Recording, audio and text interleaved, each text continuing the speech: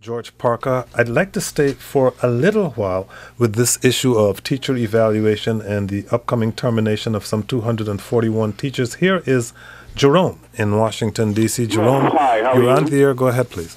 First of all, let me just say I've been teaching for 35 years in the public schools of the District of Columbia. This whole thing, this whole situation that's going on now was planned by Michelle Rhee and Adrian Fenty to destroy veteran teachers and our school system that we know it today. Okay, allow me to interrupt for one. Jerome, allow me to. Jerome, allow me to interrupt. So, Jerome, one at a time. Why do you think that Mayor Fenty and Michelle Rhee wanted to destroy the D.C. school system and the core of teachers we now employ? They fired 241, and now they also have 700 teachers on notice. Adrian Fenty and Michelle Rhee planned this thing from the beginning.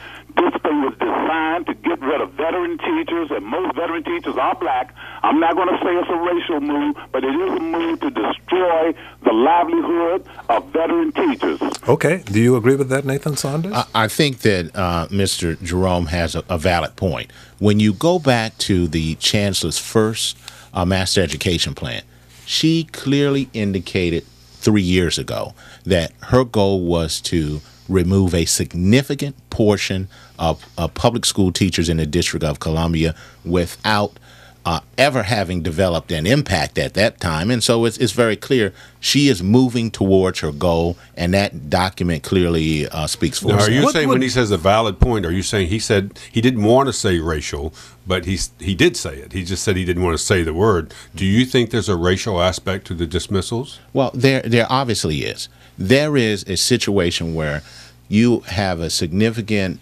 group of the African-American middle class being disrupted.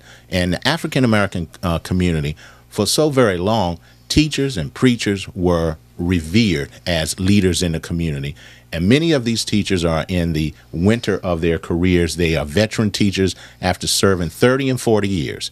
And this program definitely has an impact not only on their personal lives, but the communities they live in. People who disagree with you would say, Nathan Saunders, you have said nothing about the education of the children. You have talked only about the stability of the African American community and the need for adults to maintain that stability. You have said nothing about the education of the children. Let me say that I think I've said everything about the education of children. In fact, when we talk about African-American teachers and veteran teachers, we're talking about individuals who go into the African-American community and educate children, thousands of them over a periods of years, and show children not by just lesson plans, but also by living an example of how to live and how to contribute to society. And so this notion that, and this is another significant difference between myself and Mr. Parker, I don't feel I have to apologize for teachers. Teachers have done an excellent job